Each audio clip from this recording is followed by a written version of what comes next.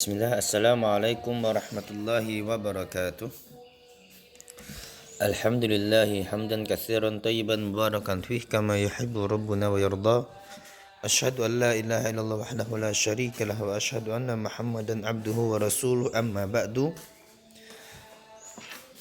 Allahumma inna nas'aluka 'ilman nafi'an wa rizqan thayyiban wa 'amalan mutaqabbala. Rabbi shrah li sadri wa yassir li amri wa hlul 'uqdatam min lisani yafqahu qawli.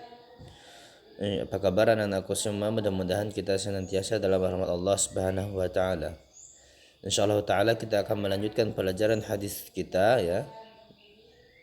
Hari Rabu 6 Oktober 2021, ini hadis ke-13 dan ke-14 ya.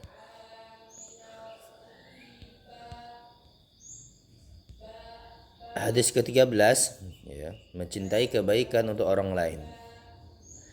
Saya bacakan an Abi Hamzata Anas bin Malik radhiyallahu anhu khadimu Rasulillah sallallahu alaihi wasallam anin Nabi sallallahu alaihi wasallam qala la yu'minu ahadukum hatta yuhibbu li akhihi ma yuhibbu li nafsihi.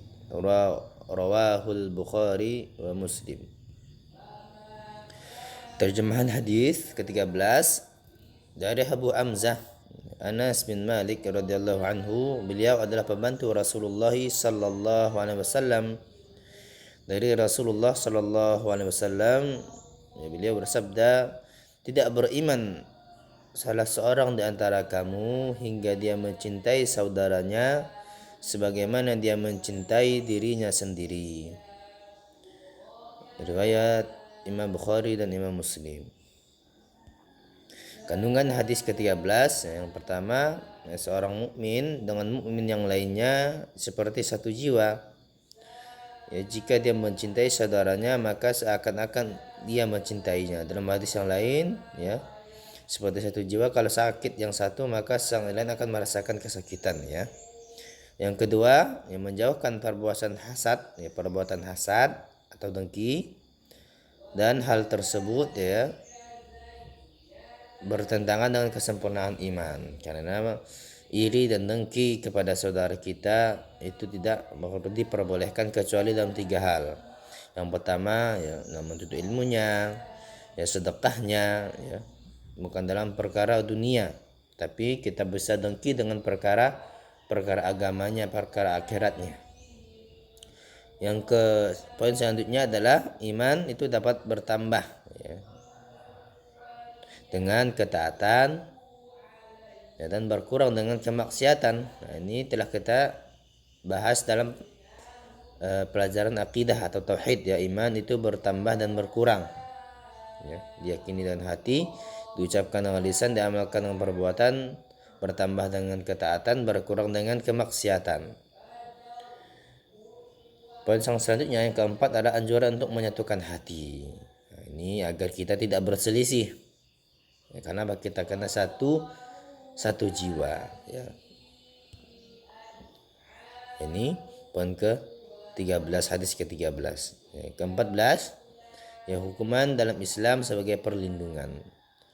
Hadis saya bacakan an Ibni Mas'ud radhiyallahu anhu qala Rasulullah sallallahu alaihi wasallam la yahillu damu mar'i muslim illa bi ihdath thalath as-sayyibuz zani wan nafsu bin nafsi wa tariku lidinihi al-mufariqu li jama'ati. Rawahul Bukhari wa Muslim. Artinya, terjemah hadis ke-14, Ibnu Mas'ud berkata Rasulullah sallallahu alaihi wasallam bersabda, tidak halal darah seorang muslim yang bersaksi bahwa tiada Tuhan selain Allah dan aku adalah Rasulullah, kecuali karena satu dari 3 hal tersebut atau berikut. Yang pertama, sayyib. Sayyib artinya adalah orang yang sudah menikah, janda atau duda melakukan perzinahan ya, namanya sayyib. Maka ini dihukum rajam atau dihukum mati ya, yang berzina. Nah, ini sayyib, ini orang yang sudah menikah, janda atau duda yang berzina, maka pelakunya dihukum mati. Kedua, membunuh orang, jangan membunuh orang ya. Yang ketiga, meninggalkan agamanya, memisahkan diri dari jamaah, maksudnya murtad ya, murtad. Hadis yang diriwayatkan oleh Imam Bukhari dan Muslim. Kandungannya ya, kandungan dari hadis ke-14, tidak boleh menumpahkan darah kaum muslimin dengan 3 hal, kecuali 3. Yang pertama, zina, muhson, yakni yang telah menikah hadis sayyib tadi, membunuh dengan sengaja, dan murtad. Nah, ini yang dapat ya menghilangkan menumpahkan darah kaum muslimin dengan 3 hal tersebut ya, karena melawan syariat. Yang kedua, Islam sangat menjaga kehormatan jiwa dan agama ya, menjaga kehormatan jiwa dan agama. Yang ketiga adalah wajibnya menjaga agamanya agar tidak keluar dari Islam atau murtad ya. Menjaga agama kita penting ya, karena ya selain juga bisa ya, kekal dalam neraka ya, bisa dalam syariat boleh dihilangkan atau ditumpahkan darahnya. Tetapi ingat, yang menumpahkan darahnya bukan sembarang orang, tetapi dari pemimpin. Kalau pemimpin Anda memerintahkan tidak masalah ya, jangan main hakim sendiri ya, jangan main hakim sendiri. Yang keempat adalah hukum keras dalam Islam ya, sebagai perlindungan ya. Zina, muhsan, membunuh, murtad itu adalah hukum keras ya dalam Islam, itu sebagai perlindungan ya, perlindungan. Yang keenam, yang poin selanjutnya adalah pentingnya menjaga kehormatan dan kesucian.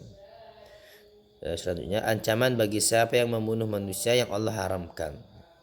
Ini kalau kita membunuh asal-asal, maka akan dikisos. Tapi ya, apabila melakukan kesalahan ya, dan termasuk dari 1-3 ini tadi, muhsan, membunuh ya, atau murtad, maka tidak masalah, maka dihalalkan oleh Allah Subhanahu wa taala. Tapi ingat, yang melakukan adalah pemimpin atau pemerintah, bukan asal-asal orang ya. Mungkin ini ya, tugas hadis ya, Rabu 6 Oktober 2021. Tulislah kandungan hadis ke-13 dan ke-14. Jazakumullahu khairan. Assalamualaikum warahmatullahi wabarakatuh.